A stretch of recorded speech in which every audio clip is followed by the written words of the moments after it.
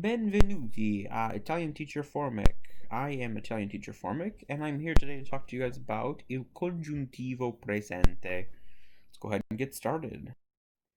So before we get into the actual breakdown of the verb itself, I want to make sure that we understand when are we going to have to need the present subjunctive, or when are we going to need the subjunctive at all. And so it's really important to think and remember, first and foremost, that most of the verbs that we've learned up until this point have always been in what's called the indicative mood. And what the indicative mood represents is that it's a type of verb that expresses some sort of certainty, it expresses a statement, it expresses some sort of fact or objectivity when it's being presented. So, for example, io parlo l'italiano. I speak Italian. That is in the present indicative because it's expressing some sort of certainty or some fact.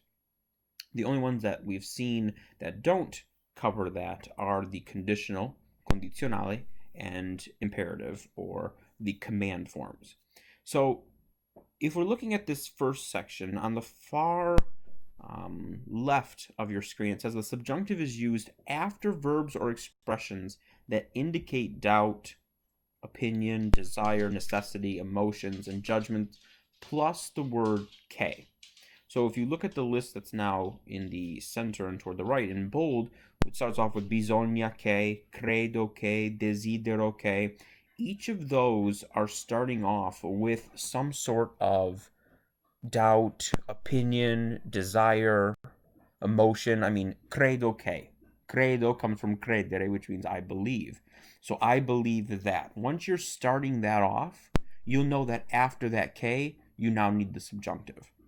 If we keep looking, è bene che, it's good that. It's good that. That's simply expressing some sort of opinion because we don't know if it's good for you as it might be good for me or somebody else.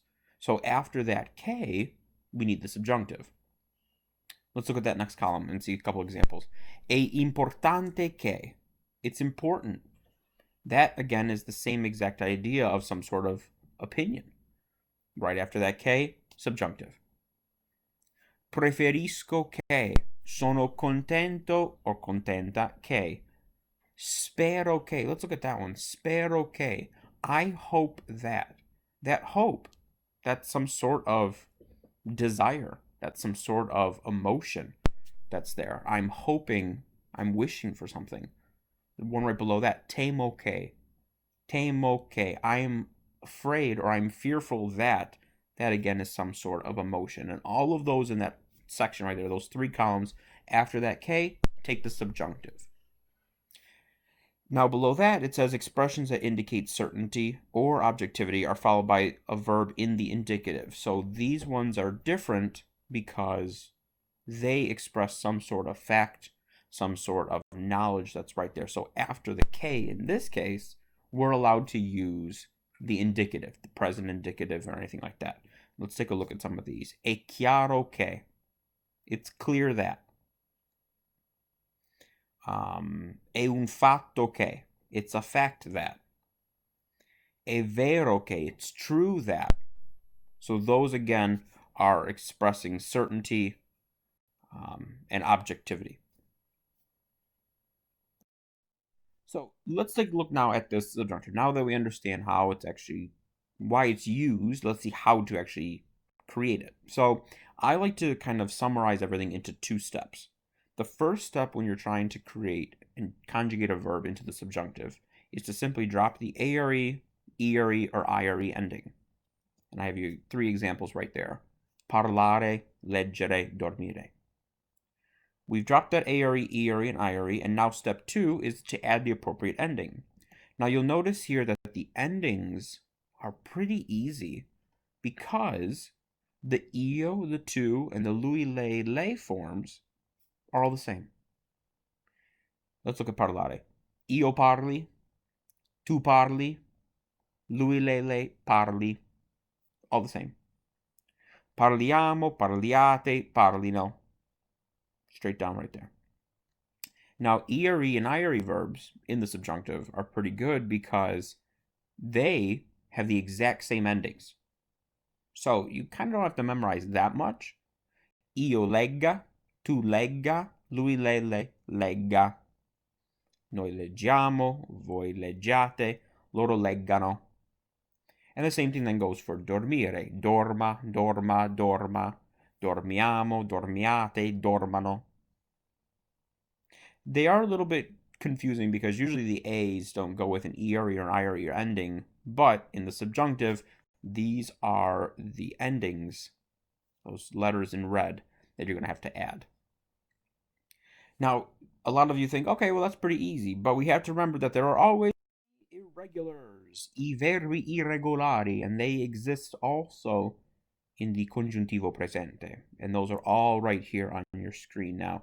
I will include in the information below this video where you can go on to italianteacherformic's website and download this actual PDF file so you can print off a copy completely free of these Congiuntivo Presente irregular verbs. So we have, for example, dovere, dare, venire, dire, volere, andare, fare, things like that. So these are all really beautiful, beautiful lists, and I really think that you guys should memorize these as much as possible. And a great way to actually do that is to use flashcards in some capacity. And italianteacherformic has created free Quizlet flashcards for you for the irregular subjunctive. So I will also include that link down at the bottom of this video as well. So let's take a look a little bit more of the usage of this present subjunctive, because I want to make sure that we really do understand what's going on. So when we're using this, it says the subject of the verb in expressions like voglio che, spero che, or any of those subjunctive expressions there, they always have to be different than the subject of the verb that follows che, which we have already mentioned is going to be in the subjunctive. So the point being, your subject in your main clause before che has to be different than the subject that comes after che. Let's take a look at these examples. Mia madre vuole che io vada all'università. My mom wants me to go to university. So there's a difference there. My mom vuole, she wants, che io vada, subjunctive. And I give you other examples there of the same thing. So we see preferisce che, pensa che, spera che. So those were all of those subjunctive ones that we saw at the very beginning of this video. When we look below that, it says the verbs volere and preferire are followed by the infinitive when the subject of volere and preferire and the infinitive is the same. So let's take a look at these. When we have the same subject, we've seen before, non voglio andare all'università. I don't want to go. You always have that modal verb followed by an infinitive. Preferisco studiare medicina. Again, we have that verb there followed by an infinitive because it's the exact same subject. If there are different subjects, that's now where we're bringing in the subjunctive after the word che. Mia madre vuole che io vada all'università. So the next important piece is making sure that we see the verbs in particular, pensare and sperare. So those two verbs in particular, they are followed by D plus an infinitive when they're used to talk about hopes or plans for the future, when the subject of those verbs and the verb that follows are exactly the same. So again, when they're both the same, you're going to have D plus infinitive. If those are two different subjects, that's when you're going to have che plus the subjunctive. So let's compare these two down here. We have, when it's the same subject, if we look on the left side here, penso di abitare con amici. The fact that I'm stating I think that I will live, and I are both the same subject, it's going to be penso di plus infinitive. Spero di diventare attrice. I hope to become an actress. Now, with that, sperare and then the subject of diventare are both the same. So we have spero di plus infinitive, which would be diventare.